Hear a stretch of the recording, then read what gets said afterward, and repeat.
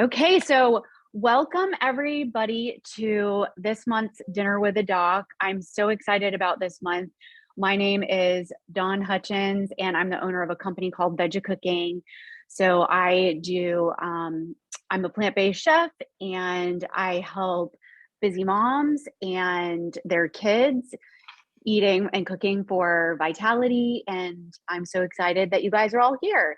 And Heather is here as well. She is my co-host. Hello guys, I'm Heather Borders. I'm the owner of Kylo Nutrition. I am a local dietitian in Jacksonville, Florida.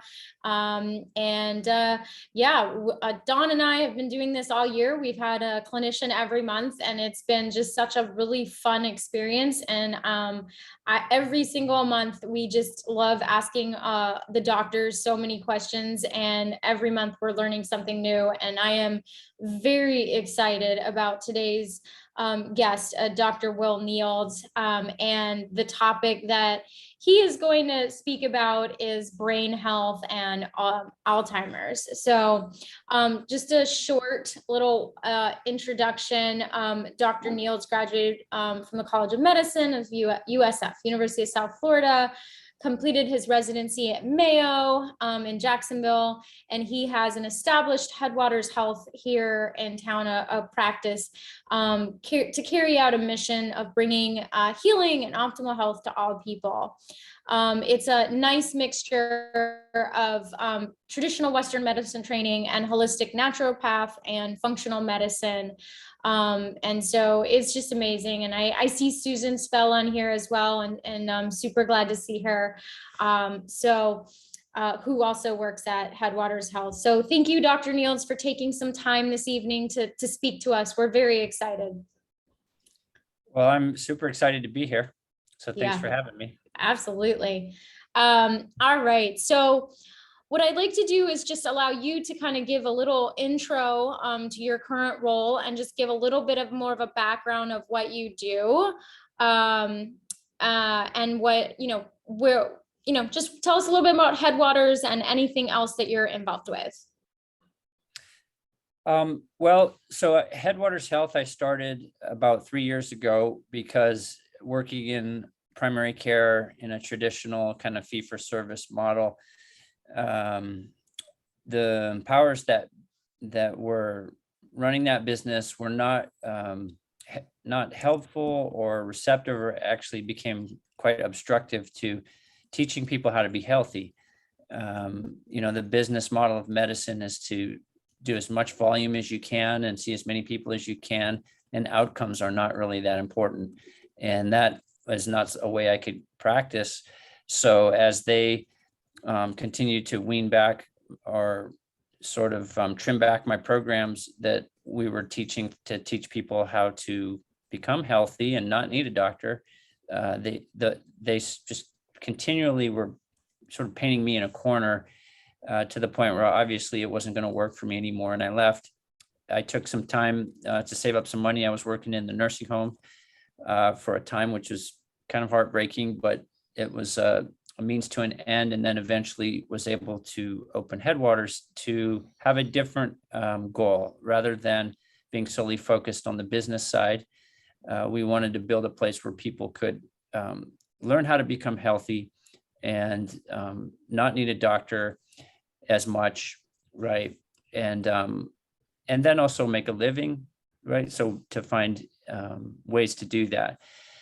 So that was sort of the impetus. I guess one of the key phrases, or one way to sum this up, is that our philosophy is that healthcare really should be free, because healthcare is what you do at home, and medical care is what we do as physicians, and that should be kind of rare and therefore hopefully affordable.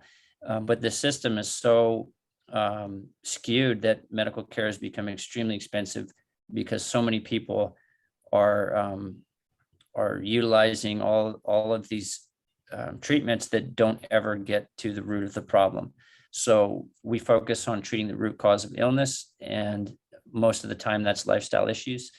And so that's largely how we approach problems. And we're a full service primary care office, so general primary care issues And through my career working in that, I've developed sort of an interest in brain health, which took a little bit of a turn. And so now I'm focusing a lot more on cognitive health and partnering with a company called Gray Matters, which is a medical clinic system that is focusing on optimizing brain health in the setting of primary care. So it's overall health, but specifically there are some nuances that are very important for brain health, cognitive function.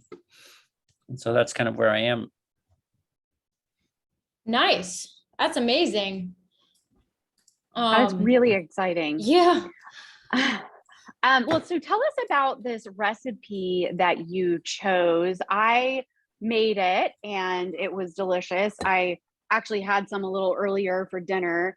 And I personally love curry, so I was really excited about this. And I also had some chickpeas that I had made earlier, and I think a day or two ago. So I added chickpeas and I added some rice that my daughter had cooked, and it is absolutely delicious. So this will last us at least a couple meals. Yes, and I added coconut milk just a little bit, and I just wanted to point out garam masala. It's I would say garam masala is just not very known, but I think it is one of the most just delicious spices and seasonings ever, and I think it's just so fragrant. And I'm a big fan of anything curried, and anything garam masala is, I'm a fan. So. And this was very easy, by the way. So yeah, go ahead. Well, so you asked me for a recipe, and a couple things. I love Indian food, Asian food, Mexican food, but I chose Indian food, and specifically this one just to highlight a couple things. The curry is really beneficial for the brain. People that eat a lot of curry have lower rates of Alzheimer's disease, and actually high doses of turmeric in the curry has been shown to dismantle and reverse amyloid beta plaques, which are the plaques that form in Alzheimer's brains. So while about a gram a day of curcumin or turmeric will help for arthritis and inflammatory conditions, when you go to higher doses above a gram, even up to 10 grams, it will remove the amyloid plaque in the brain. So I had to have something with curry. And then I wanted something with crucifers, because a lot of the work that we do, it involves detoxification, and cruciferous vegetables like cauliflower are very important for detoxification. Well, bonus. I think it's delicious, and it's so nice to know that it is so healthy, and kind of wild that it can actually reverse the amyloid plaques in the brain. So that's fantastic. So Dr. Nields, I know you're going to get into dementia and Alzheimer's. You're going to have a good 15, 20 minutes to talk about that. But especially after you mentioned your practice and how, looking at root causes, that's not, like you said, it's not really how the system is designed. And so we're really curious about your journey and how you arrived at to where you are, and to the philosophies that you practice within your practice as well as personally. So can you kind of talk about your plant-centered lifestyle, how you got there, and how it's helped you personally and or professionally, and how it makes a difference for you? Well, I have to kind of go way back to tell the story. So, I grew up in kind of like a typical American home, Midwest. And, like my dad had a huge garden, and I used to love to eat out of the garden, loved fresh vegetables, hated canned and cooked vegetables. But some of my fondest memories were actually, he had this old red tractor and dug up about a half an acre. And so we had corn and watermelon and strawberries and peas, and it was one of my favorite things. And we had so much fruit, vegetables, that we would go down and sell it on the roadside. And so as a kid, I would take all that money and go and buy baseball cards and stuff. But it was a lot of fun. And so it started there. I always knew intuitively that fruits and vegetables are critical for good health. I spent a little bit of time in college and post-college as a competitive bike racer. And so I was very important to me to eat a lot of antioxidant rich nutrients. And I just knew fruits and vegetables as much as I could get was very important. And then sort of my life took a turn and I went to medical school and felt really a little bit out of place in a lot of ways when I got there. Just people seem to have a different mentality and a different understanding of things. So that's a little foreshadowing. But, I went through medical school as my own person and really always looking for more natural ways to do things and understanding things at the root cause, whether that be from mental health issues to medical health issues, but across the board. But I was always looking for, I wanted to practice medicine in a way that you could intervene in something, see a problem fixed. I like that solution, that end solution. So I was drawn to surgery. I did 4 years of general surgery residency. And the more that I saw the inside of that industry and the lifestyle that it led, which was very unhealthy, I realized I cannot do this for the rest of my life. So for many reasons, I left that, was working in emergency medicine, which is also conducive to you see a problem, you fix a problem, and then you move on. But it becomes pretty clear that most of these problems that you're fixing are really just Band-Aids on bigger problems that started years before the person ever got to your care. So after 8 years in emergency medicine and really feeling that the thrill was gone, so, it's hard work. And I wanted to another change of pace, which maybe that's my personality. I have to keep changing things up to keep my interest level. I moved into primary care, and that's really where I first saw things differently in medicine as now, whereas in the emergency room and in surgery, you're kind of at the bottom of that waterfall, trying to patch people up after they fell over the falls, right? And then primary care, you're upstream in the river and you're trying to pull people out of the river before they go over the falls. So really seeing from a preventative perspective, and that's where I really kind of found my niche. And I will be practicing this way for the rest of my life because that's the part that I really love. So how I got plant-centric, as I said, I was always interested in fruits and vegetables. I just intuitively knew that. I had a epiphany when I was in residency, not sleeping, I'm eating on the run. And one night, and I don't know where I was in the call situation, but hadn't slept in. I know I'm in bad health. My gums were bleeding, and I didn't feel well. And I'm sitting at like 3 o'clock in the morning looking for some food in the hospital. And I'm at this vending machine and there's this frozen burger. And I'm like, oh, that looks good. I'm going to get that. And as it kind of clunked to the bottom of the machine, I was like, how far you have fallen. Like, if you think eating this is a good idea, like, this is just so wrong. And so it just occurred to me, like, at that point, I need to make some changes. And so I started changing my diet and being much more intentional, even during the stress of residency and so forth, and started learning more. So in truth, what happened was a friend of mine was selling Juice Plus, and he was just getting into it. And he said, you got to try this stuff. It's fruits and vegetables in a capsule. And I was like, give me some of that. I need that because I'm not eating it. And he continued to try to sell me. I'm like, Brian, just give me this stuff. I'm already bought it, And anyways, it's kind of funny, but so I started taking that and I immediately noticed my gums stopped bleeding. And then I started to get involved in some of the things that they were teaching as far as the power of fruits and vegetables. And what I always knew then sort of took on a more of a scientific light. And I understood now some of the biochemistry of these things. And I became very interested in that and continued to study that. Eventually, I started going out and doing lectures for them and about health and nutrition. And through that journey, met Pam Popper and took her class. I don't know if you're familiar with Pam Popper, the Wellness Forum. Yep. And so she had a plant-based practitioner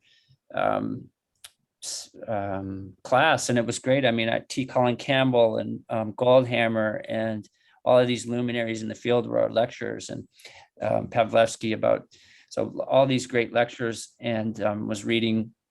I think the China study was a big turning point for me.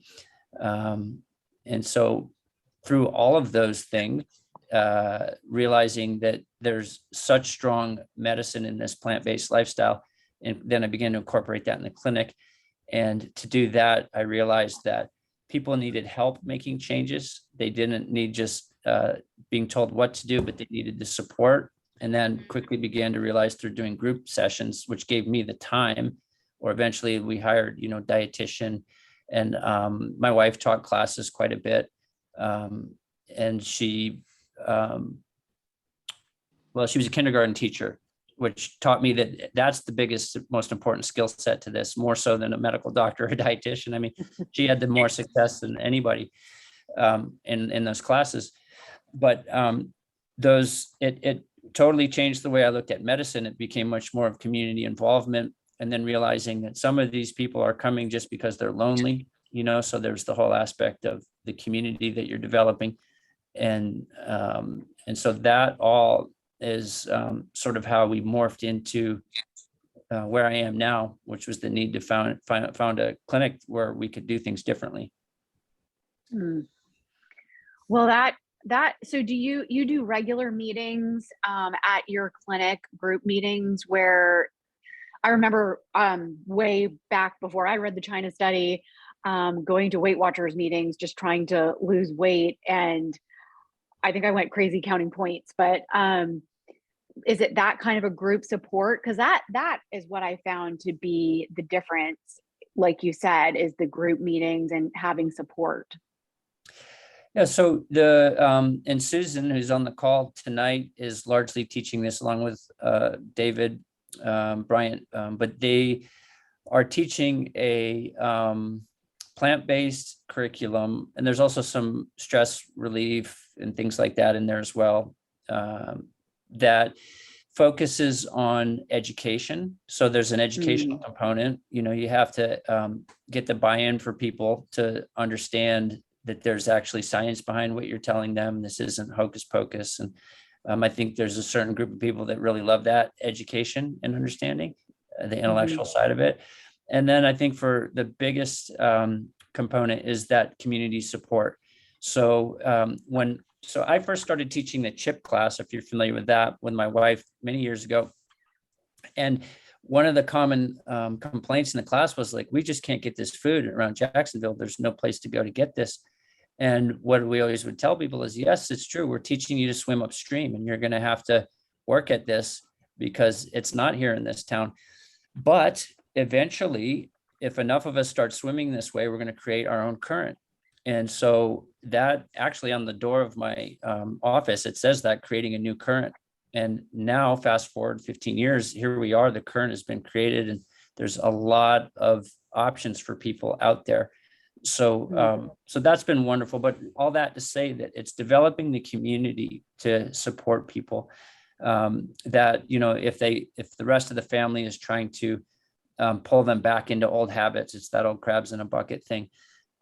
They have a group of people that are supporting them. If everybody else is going to go to happy hour, they need somebody to go exercise with. They can meet those people in the group. So the idea is to create the type of community for people to connect to that will support their healthy habits, because that's going to be key to maintaining this sustainability. And do you do that in person or remote? Right now it's remote. I mean, we started out in person, and COVID changed that. So we've been online. I think the convenience of the online platform, it's going to be the majority of people are going to go to that, because it is a commitment, to spend an hour or two every week in a busy life. I mean, that's a lot that people have to do. So we do have a group of people. They tend to be, the demographic is 70-year-old males who generally are more interested in fellowship than truly, and they like the free food or the samples. So they tend to show up in the office. Since since things have changed and we're not having too many people, I need to talk to Susan about it, because I have interest. There's people that are saying, I want to come and be in person. Susan and Stephanie Crozier did a cooking demonstration in person, and I think quite a few people showed up for that. I prefer that, but it's just going to be a matter of what people want to do.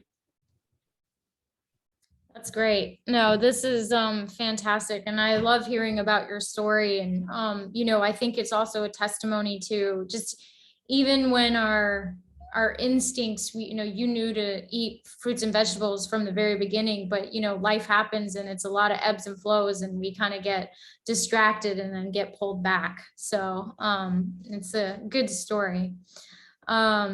So today you chose to talk about dementia and Alzheimer's.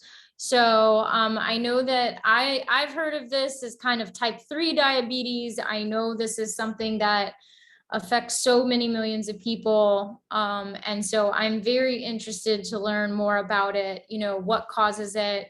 Are there things that we can actually do to prevent it? And if it begins, is there anything we can do to kind of slow it down? So really the floor is yours for at least 15-20 minutes to talk about it in any way that you would like. So. Okay, well, so first, absolutely, we believe that dementia is preventable. There's a lot of different reasons why people can develop dementia, and probably going to learn many more, but most of the things that we know about now, those things can be addressed. We even see people with cognitive decline, which maybe doesn't reach the level of dementia, reversing that and improving cognition and objective measures with testing and things. And then there are multiple cases of people who have full-blown dementia that have come back and regained independence and the ability to care for themselves. So from a layman's or a primary care perspective, non-neurologist, you can simply define dementia as the loss of ability to care for oneself. If I can't cook or clean or even brush my teeth or get to the bathroom, these are signs or symptoms of dementia, right? So my basic understanding and the way I try to talk with people in the real world is that when you lose the independence, the ability to do for yourself, and it starts with independent activities of daily living, things like balancing a checkbook, these things that require executive function, reasoning, higher orders of thinking, complex problem solving, and so forth. Those tend to be the first to go, and people need more help with that. And it can continue to deteriorate if the driving cause isn't addressed, and that leads to the full-blown dementia. Once people are in dementia, it's have crossed that point, it's really hard to show significant clinical improvement. When we work with a lot of people in that, because just like in heart disease and everything else, people often aren't really interested until the problem is really big. So we have experience with that. And what I can say is that pretty much everybody, we slow the decline. Oftentimes we can improve quality of life. And when it's advanced, the biggest problem we have with dementia is that the treatment protocols that we're using are very time, labor intensive, and there's cost that's associated with it. So when somebody's become demented, it's hard to keep them going with all the exercise and the brain challenging activities and this, regimens that you have to do. So we really want to try to catch this upstream, and the sooner we can do it, the earlier we can intervene, the better. So there is a sort of general rule that our brains kind of peak out at about 45 years old. Okay. So at 45, your brain function is functioning about as best it can. You have the experience to draw from. Your processing speed is still pretty fast. And in general, we're speaking. And so at that point, you could say that from here, it's all downhill, right? You're going to likely see a slow cognitive decline. Just like our kidney function loses a couple, our EGFR drops a couple points every year, your cognitive function slowly drops over the years. And there are things that can speed that up and cause people to have faster cognitive decline. And there are things that you can do to slow that down or possibly even optimize brain health and bump up the cognitive function. And so with when you take a comprehensive view at the literature and look at everything that's been shown to impact brain health, and you say, what if we do everything? And you start an investigation. So you look under every stone and do a big investigation. You can find a lot of things that are going to predispose people to cognitive decline, and then you address them. And the earlier that you address them, the more wiggle room you have. So you mentioned blood sugar. That's a big one. Now, if you look at traditional medical treatment for diabetes, it's based on large volumes of data that show that if we can get your hemoglobin A1C, which is a measure of how high your sugar is, down to about 7, which is really pretty high, we can prevent amputations and blindness and dialysis. And if we also get your cholesterol down and get your blood pressure down, we can impact heart attacks and reduce the number of heart attacks that happen. But the brain is much more sensitive, and the brain needs those glucose levels much lower. So we're shooting for A1C levels down around 5.2, which most primary care doctors will say, well, that's just crazy. That's just too much work. You know, you're fine at 5.6, 5.7, 5.8. It's just a little pre-diabetes. It's nothing to worry about. But the truth is that when your blood sugars are running that high, it's often a sign of insulin resistance. And the brain does not tolerate insulin resistance well at all. Your brain burns about a third of the glucose in the body. It's only about 5% of the weight. It is a highly metabolically active organ. So it burns a lot of energy. It requires a lot of glucose. And when you're not getting glucose into the brain cells because of insulin resistance, the brain, it's like a car running out of gas. It kind of chugs a little bit and it doesn't function as well. And then it further creates some inflammatory processes. So inflammation is another big driver of cognitive decline. So that's another thing that we look for, and it can often be hand in hand with high glucose. So when we look at all of these different parameters, you know, it's a bunch of labs and a really thorough medical history. It gives you a picture of an individual's risk factors, and each individual is going to have a different situation. So it's very individualized and personalized, and it can be impacted by genetics and environment and so many different things. So what all of that is at 45 years old, we say, you know, people should take a deep dive into their cognitive risk. Okay. We get a lot of people with family history, so they're very interested in doing preventative work. And so we call that a cognoscopy, right? Just like you would get a colonoscopy to look for early signs of colon cancer. A cognoscopy is looking at all these different factors, a lot of blood work and questionnaires. So it's not as invasive as a colonoscopy, but probably equally as important. And this is kind of funny, and this is where Gray Matters really asks the question to people is, you know, you do preventative cardiac screening, you do preventative cancer screening. What do you do for preventive screening for your brain in the medical system? And the answer is, you know, really nothing. We do these little screens to detect it early. And then as a primary care physician, that's always been prior to learning about these protocols, was I didn't like doing that because I would diagnose cognitive decline. I had nothing to offer people, and it would just be really a matter of like, should I take this person's keys away? You know, am I going to put something in the chart that's going to prevent them from getting long-term care insurance and so forth? Not that I can take keys away. I mean, we're supposed to alert the DMV that this person might be trouble, but you get my point. Like, there's no benefit. And because of that, I think doctors avoid it sometimes. And the patients hide it. They want to try to hide it because the only outcome is going to be that you're going to lose privileges and independence. So we're trying to reverse that understanding to get people to get checked early. You can do it discreetly. You can do a lot of things to impact your cognitive trajectory over time. Okay.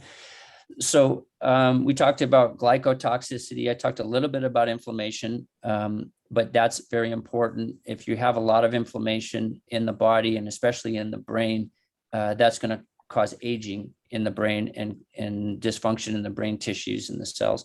So that's important. We also look at things like hormones and things like vitamin D.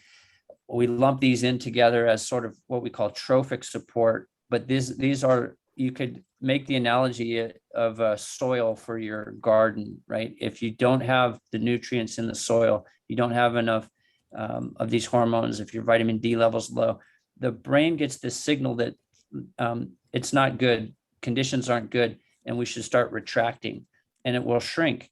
And so this is why women who have a surgical oophorectomy, in other words, a hysterectomy, and their ovaries removed, if they do that before menopause, they have a double the risk of Alzheimer's disease if they don't take hormone replacement, because estrogen is very strong signal to the brain that conditions are good, keep your connections strong, those synapses strong, keep the nerve cells strong. If you suddenly remove estrogen, the brain flips into this default mechanism and goes into the shrinking pattern, and has to do with these feedback loops. So estrogen and testosterone and progesterone and these things are important, as well as vitamin D. And so we call that trophic support. So that's part of the cognoscopy. Then we look at toxins, okay? Toxins is an extremely big area, and it's far underappreciated. And especially in sort of the medical school, you learn about it in basic science, but when you go to the wards and learn how do you really practice medicine, you never really deal with it, other than really obvious rare cases of just huge poisonings and things like that. But we are living in a toxic stew these days. There are so many chemicals that are toxic to the brain. We have mercury in our dental fillings. We have mercury in the food supply and the water supply. We have all kinds of organic organophosphate pesticides, which are neurotoxins. We have environmental toxins, which can be like mold growing in the AC unit or in the wall behind the shower, which secrete toxins that are neurotoxins. And so we find that a lot. So you have to identify toxins, and that's one of the harder areas to treat. But there are things that you can do to help your body's natural detoxification methods. And so that's a big part of the protocols. And then we have chronic infections. So the idea that Alzheimer's disease is a function of these plaques is something that was promoted long ago, and has been proven not to be true, but really hard to die. So in other words, Alois Alzheimer's, I think in 1910, he was a physician in Austria. He found a patient that had dementia early and did autopsy, and he found these plaques in her brain. And those plaques are made up of amyloid beta. And to this day, that's how we diagnose Alzheimer's disease. If you have amyloid beta plaques in a certain pattern, that causes those nerve cells to die. And that's Alzheimer's disease. Well, really quick, Dr. Nields, what is that test? Is there a blood test or is there a brain scan? How do you know the amyloid? How do you know that's there? So that's a great question. The truth is that in most of studies, it's done at autopsy. Okay. Oh. However, you can That's not get good. No. That doesn't help. Yeah. But you can get an FDG PET scan. Sorry, not an FDG PET. You can get an amyloid PET. Okay, so this is a PET scan, and unfortunately, they're not covered. Typically, they cost about somewhere $1,500 to $2,000 to scan your brain. There are ways that, like the hospitalists and people who are working in the hospitals know that you can do a lumbar puncture and take some CSF, and you measure the ratio of proteins in the cerebral spinal fluid. That's invasive, and people don't like to do that. I will say that there are people working on blood markers, and they're becoming pretty close to being commercially available. So I was told that in about a year or two, we should have a blood marker that can detect tau tangles and by proxy amyloid plaque burden. So that's coming soon. That's huge. That's going to be huge. Yep, that'll revolutionize things, because I think it'll help people get an earlier start on prevention and treatment. Wow. Okay. Thank you. So what we rely on, honestly, Heather, is, okay, people coming in, we want people to do things preventatively and proactively. So 45 years old, if you're interested, we recommend getting tested to some degree or another. If people that are having symptoms for sure should. And these would be symptoms. So a lot of this is just good clinical history. Like, I'm not finding words as well, or I can't remember sometimes where I park my car, or I, have a hard time remembering names, or et cetera, right? So my my processing speed might be a little slower. It just takes me a little longer to do tasks. These are what we call subjective complaints. Nobody else really notices it. You might just say, oh, this is just normal, like it's a brain fart, right? Is what people say. But there are signs that the brain is not functioning optimally. And so you want to look, if you're seeing signs like that, and see if there's anything that could be causing that, or is it just something like, well, I was really stressed out because I was running late. And when my cortisol levels are high, my brain doesn't function as well, right? We don't need to solve a calculus problem when we're being stressed by a bear, right? Or an attack. We need to run or fight. It's not a cognitive process. So cortisol is really toxic to the brain. That's also part of the cognoscopy, but it's a temporary thing, right? So we all are probably familiar with that. We get stressed out and we have a little bit of trouble thinking, freeze or whatever. Stress goes away and the brain comes back.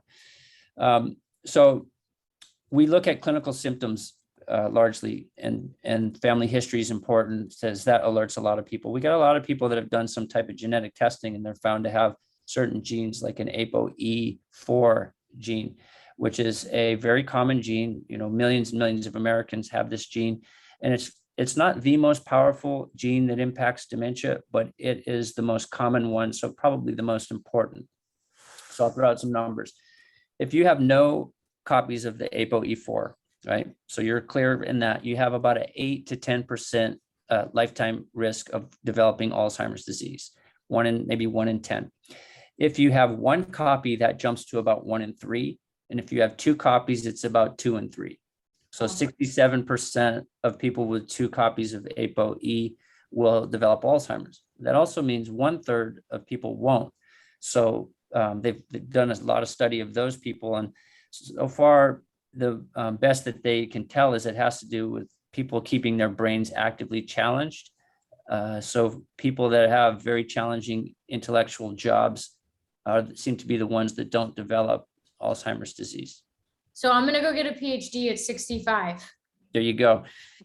Keeping your brain challenged. And so, this is getting into what can we actually do if our brains are struggling, or how do we keep our brains young? And cognitive challenging things are extremely important. So Heather, I'll give you a guess. Of all the activities that if you think about older people and what they do, what is the one activity that prevents cognitive decline more than any others? I'm going to go with social connectivity, like being around people and being active and having people around you. That's a great guess, and it's an important thing. And it's a subtype. It's I think a sub contributor to why ballroom dancing is the one activity that has the best cognitive outcomes. Oh, me and Don, we're gonna go ballroom dancing. Let's go. Yep, sign us up. Yeah, I mean, if you've ever tried to do it, I mean, it takes some cognitive skills. You have to remember the steps, and then you have to activate your feet. And so there's a motor component, and that motor component seems to be very important. So there's the cognitive challenge, there's the social input, there's the motor challenge, and so forth. So ballroom dancing is a great activity for people. Dr. Shirzai, who you may be familiar with, he's written a great book about Alzheimer's disease and how important the plant-based diet is.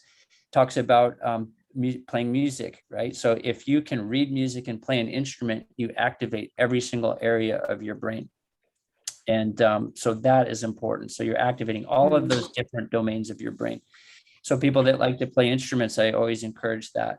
But you want to do a brain challenging activity for sure. And you want to get that physical movement and physical exercise in. Because when you exercise, you secrete stuff called brain-derived neurotrophic factor.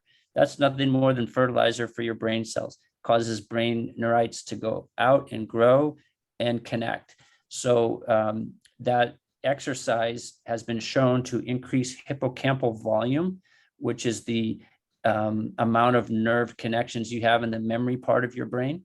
Okay, so chronic stress, they've shown, shrinks that hippocampus. It destroys people's brain, that part of the brain that controls memories, forming and recalling memories. However, exercise does the opposite. And guess what? Exercise is a great stress buster.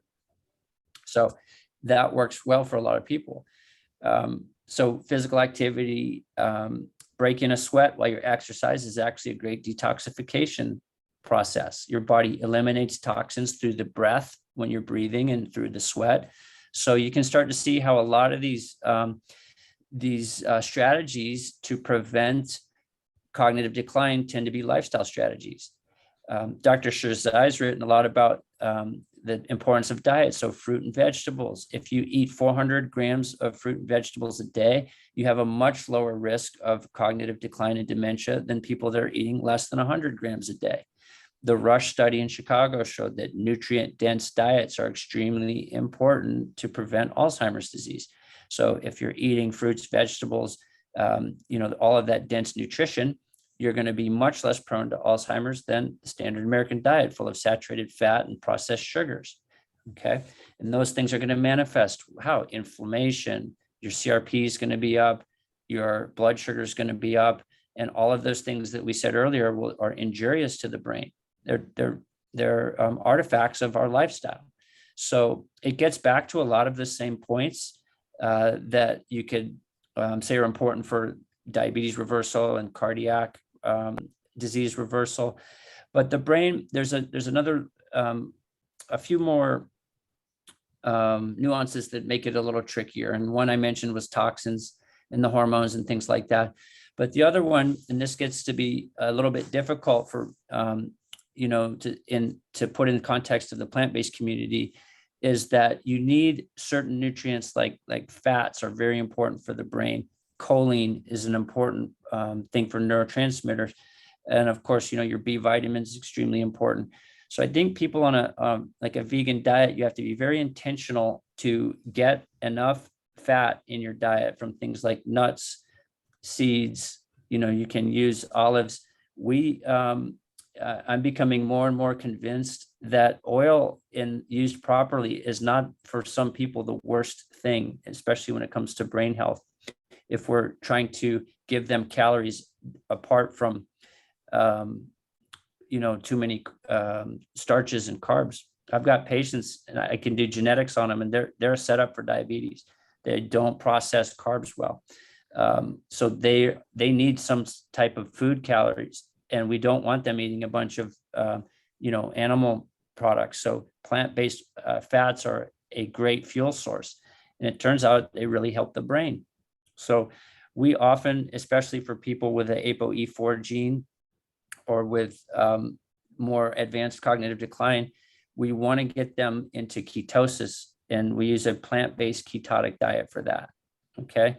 So it's not bacon, butter ketosis, it's a plant-based ketotic diet, but we're using a lot of fats, and usually to get the calories in, we're using some oils. So this is not what I would prescribe for a cardiac patient. So in our classes that we teach, we're not teaching that lifestyle for most people because they're dealing with cardiac disease, diabetes, and those things. But to say that for the brain, sometimes you have to adjust your approach to the patient, right? So that's the one. And I had you, if I may interrupt just really quickly, I hear a lot about eating fish or seafood for brain health, and there's so many mixed views on that. What is your take on that as far as brain health specifically, in this case for preventing dementia or Alzheimer's? So the reason why people are recommending fish for the brain is for omega-3 fatty acids, okay, which are shown over and over to be super important for the brain. And I put almost every brain patient on 3 to 4 grams of DHA EPA a day, so large doses. If you were to eat enough fish to do that, you would be so toxic from all the pollutants that are harbored in fish, whether it's from mercury or PCBs and other things, that I don't typically recommend, people to eat a lot of fish. My approach is very much to meet people where they're at, so most of my discussions with, I say there's a big portion, and this is changing, thankfully, over the years. More and more people are becoming open to being plant-based. But I have a lot of people that they're kind of bargaining with me. And so the conversation usually boils down to the question, well, how much can I get away with? Right. How much meat can I eat? And, the answer, I think there is some individual variability with that when it comes to heart disease and diabetes and everything. With things like fish, if they want to eat fish and they're going to tell you, like, I'm going to eat that. I'm not going to do what you tell me. We're going to encourage them to eat smaller non-predatory fish, which tend to have less bioaccumulations of the toxins. So that's going to be things like sardines, anchovies, small herring, small mackerel, and salmon. These are smash fish. Again, I don't encourage people to eat fish. It's more of a compromise if we go there. I much prefer to use the supplements because they're not going to have the toxins in it. Nordic Okay, Naturals. that makes sense. Yep. Nordic Naturals. Yeah, it's a good company because they allow a third party to come in and look at what. So I can look up any batch of Nordic Naturals and see how much PCBs are in that. And the oil is not where the mercury is. The mercury is in the muscle of the animal. So you're not going to get mercury through the oil. You can get exposed to PCBs, but they do a really good job of doing it very cleanly. And their levels of PCBs and these other toxins are well below accepted standards. So Dr. Nields, it's we've got about 10 minutes until the top of the hour. I know we got started a little late, so we'll go a little bit over, but we do have some questions. I know I have some questions. So I just wanted to give you just a few more minutes to kind of wrap up with what you want to finish with. But I want to make sure we get to people's questions. Mm-hmm. So yeah, if you have a few more minutes to talk, that's fine. I just wanted to give you a heads up. Sure. I'm just sort of rambling. I didn't do a good job of organizing things, but I think that to sum it up, I think there's a lot that can be done for the brain, and we want to educate people to that you want to get checked out by somebody that is interested in this kind of care and knows all about all these different factors to look for. And if you find stuff, you can address it. And there's a lot more wiggle room the earlier you get in that process. It's not a one size fits all program, but there are foundational things that everybody can benefit from, which would be healthy plant-based diet. You have to watch out for certain nutrients like choline, which makes acetylcholine. Your B vitamins, vitamin D is not necessarily a nutrient, but and then the omega-3s, right? Those are important things. You can get those on a plant-based diet, but you have to be intentional about that. And then exercise, hugely important. We sort of, if you follow Goldhammer, I'm a big fan of the pleasure trap, but we sort of not hardwired not to exercise. We're going to conserve energy, but get out there and do it. It's so important for your brain as well as the rest of your body, and you feel better. Managing your stress. We don't get to pick the challenges that happen to us, but we do get to manage how we react to those challenges. So it's crucial to have perspective.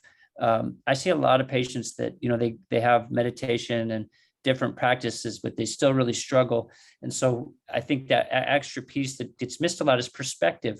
So taking a step back, realizing we're all floating around on this little speck of dust, and there's a much bigger thing out there, that not to get so focused on what's right in front of us in our life, and have a bigger perspective. That really helps let things go sometimes. The things that we find so important to us at various different aspects of life, as we get older, we realize, really, I shouldn't worry so much about that stuff. So not so much that you're going to avoid stressors, but how you react to them is extremely important. Love Viktor Frankl, great psychiatrist, that said that the small space between a stimulus and our response lies our happiness. And he knew, he learned that when he was in a concentration camp during the Holocaust, right? So there's this things that happen to us, and then there's how we respond. And in that small space between that lies our happiness, is what he said. So that's been really important for me in my life, trying to live that out, right? Diet, exercise, stress management.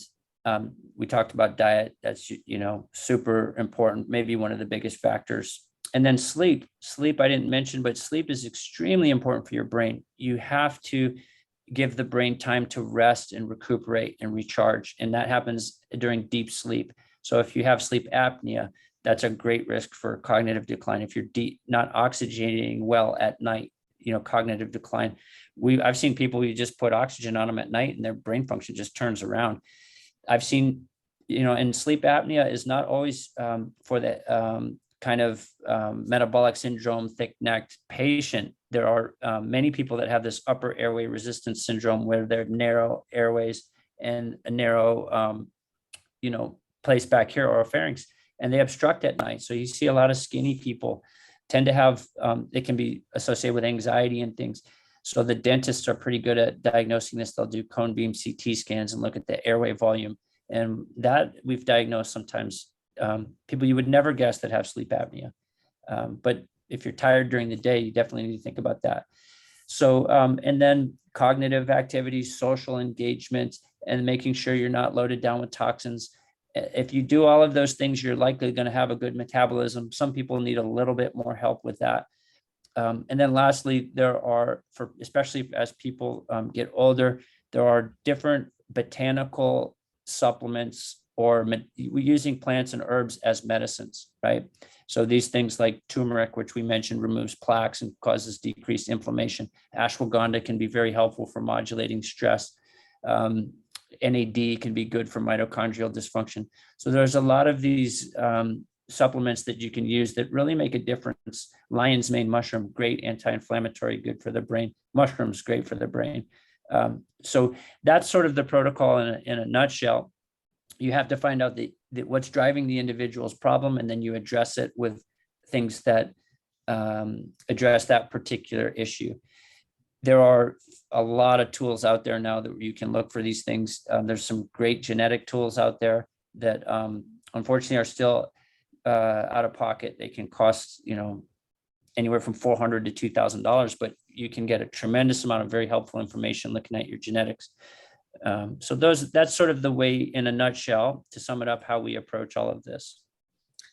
Wow, that was such a wonderful wealth of information. I have so many questions, but I know there's at least 2 from the audience. So let's get through them, and then maybe we can run through our little rapid fire questions that we ask every guest. So one person asked if several members of your family on your maternal side had dementia/Alzheimer's. All are deceased now. And is there a test to find out if you're heading in the right direction or same direction? And so it sounds like that that cognoscopy might be where to start. So would it be that? Would it be anything else? And then how can we get that done? Yeah, so absolutely. There's no one single test. I would get a thorough evaluation of all the factors that contribute to brain decline. With a family history, you're definitely going to want to look at your genetics, and that ApoE4 gene could be really important. Some neurologists will say, well, why? There's nothing you can do about it, so why check? We don't recommend it. It's just going to make you worry. I disagree with that 100%, because if you know what ApoE does, which it increases inflammation and it increases glycotoxicity or sugar problems, you can address those issues, okay? You can address the fundamental biological issues that make that gene so bad. So I will just give that caveat, because you may hear difference of opinions from neurologists and experts out there. But looking at what your particular risk factors are, a lot of it depends on your age. If you're noticing some symptoms, we do a MOCA test. It's a pretty easy 20-30 minute test in the office to check and see. It's like, how's your processing speed? How's your attention and focus? How's your language ability? How's your visuospatial function? If you're having more symptoms or you want more information, you can go and get neuropsychological testing. It's a 4-hour battery of tests, gives a ton of information, and can get really down into some great details. We have some computerized testing that we use online, sort of a mini neuropsych eval. So a lot that you can do. You have to find somebody that knows how to do this. So the protocol that I'm using is developed by a UCLA researcher by the name of Dale Bredesen. He's trained people around the country. So we are the Dale Bredesen Clinic. So I work directly with Dale.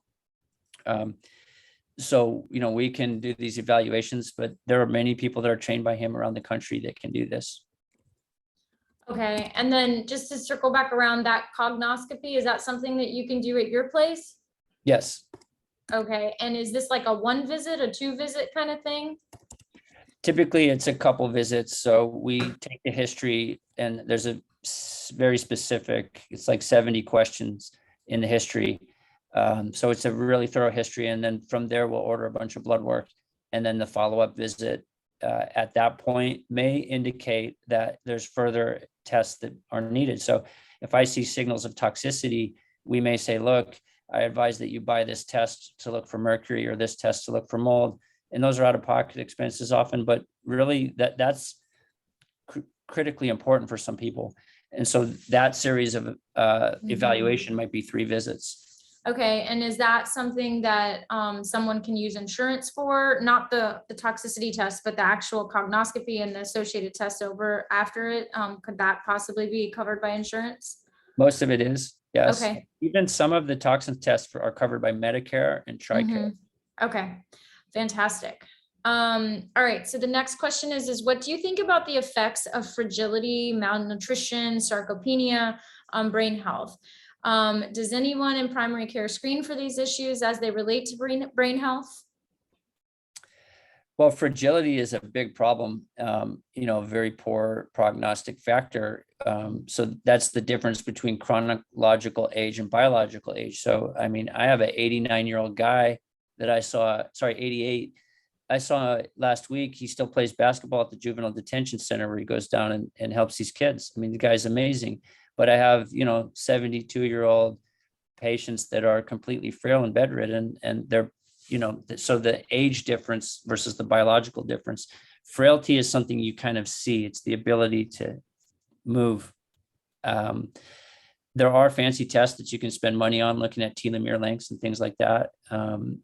But as far as primary care, most all primary care clinicians are looking at those factors, and they're using that sort of gestalt understanding of where a patient is as far as their recommendations.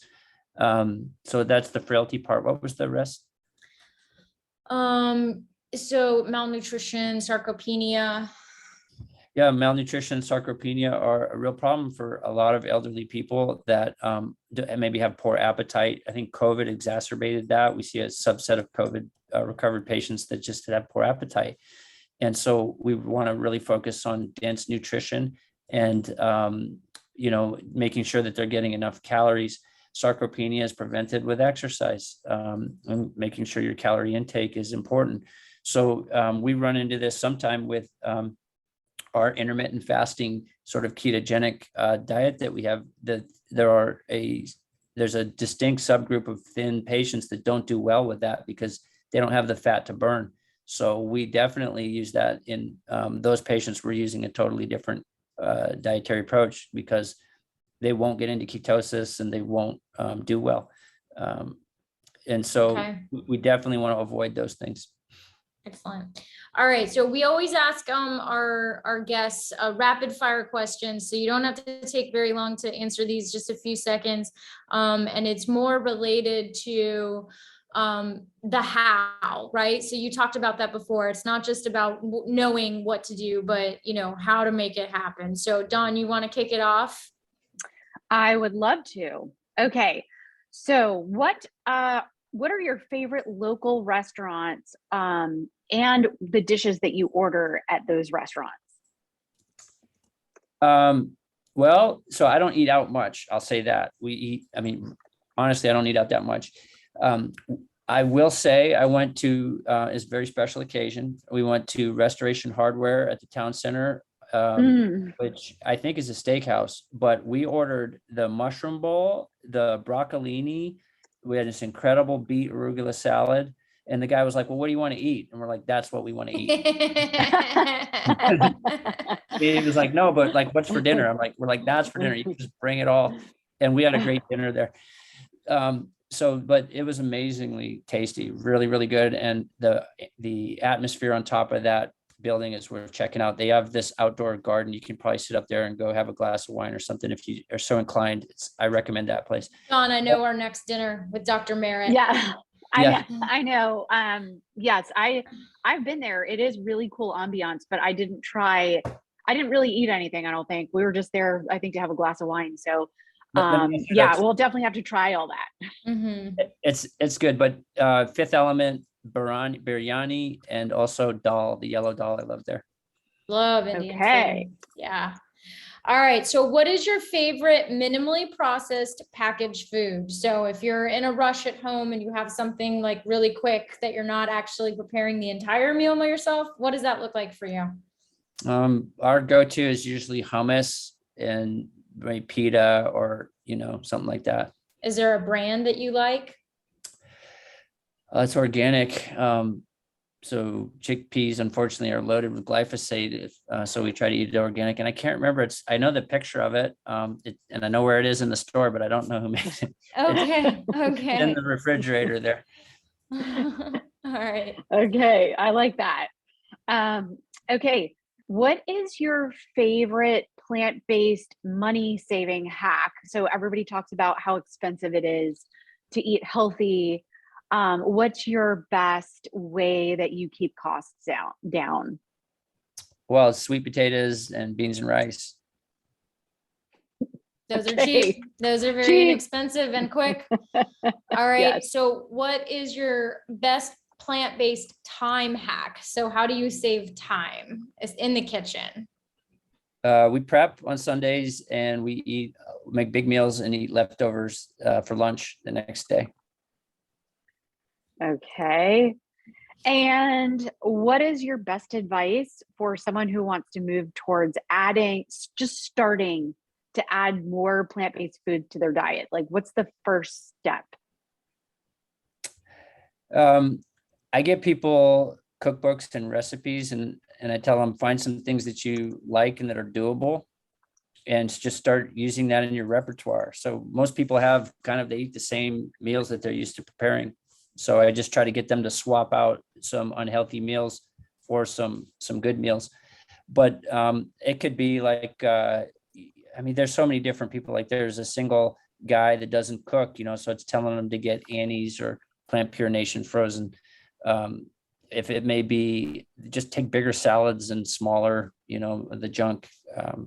It may be like, a lot of people that are busy, it doesn't hurt to fast. You can skip a meal. So when you drive by that fast food place, just think to yourself, that's not food. I'm not eating that. So I like fasting is a good one sometimes. All right. So please tell us about your current passion project. What do we need to know about what's on deck for you, or what are you involved with? Well, right now I really am passionate about getting this message out that a lot that can be done for the brain and that people should get checked out rather than hide it. That's number one. And so we are, we're still working out a lot of the logistics of how to organize and make that process both enjoyable or tolerable for patients, as well as having the support programs to make sure people are successful. And we've been working on that for some time, and I think we're getting there. And once we have that down, my job is going to be to take that around the country. So right now I'm working with some really forward-thinking nursing homes or assisted living facilities. And so taking that globally is really my big goal, my big audacious goal. Great. Which nursing homes and assisted living facilities are you working with right now? So we're in Sarasota. Gray Matters has 2 clinics, Jacksonville and Sarasota, and that is Sarabella is the community down there, and they have. Is that Sarabella in Jacksonville? No, they're down in Sarasota. Oh, okay. Gray Matter has a place in Jacksonville. Is that right? Yep. Technically, okay. Headwaters Health is functioning. Okay. I think we're waiting on the signage and things. Okay. Excellent. Okay. Very good. Well, this has just been so much to just devour. It's definitely just such a wealth of information and super helpful. Thank you so much for taking the time to meet with us today. I know it's definitely hitting home for so many people these days, and it is very hopeful to know that for those that haven't developed dementia yet, there are things we can actually do to keep it away, and that, you know, that even if you start to, in the beginning processes of dementia, there's things that, you know, you can keep to keep it from progressing. So, yeah. So. Yeah, we really appreciate your time, and I have to apologize to everybody for having some technical difficulties in the beginning. So I appreciate you all hanging in there for me. Yeah, well, and thank you guys for what you're doing. I love the fact that you're educating people and getting people healthy, and so important to turn this country around. We're going to do it together. Yes. Yeah. Excellent. All right. Well, thank you, Dr. Nields, and thank you to everybody who tuned in today. This is recorded, and it will be on Dawn's YouTube page, Veggie Cooking, as well as Kylo's YouTube page. And you will get a follow-up with all of the information. So, Yes. But as always, feel free to reach out to us if you need it. So, and make sure you check out headwatershealth.com to go see all the amazing things that Dr. Nields is doing. And I'm going to look into that cognoscopy. I'm very interested. Awesome. Me too. Yep. It's headwatersjacks.com. There you go. So, all right. Yeah. All right. Thanks, guys. Bye. Thank you. Thank you so much. Bye-bye.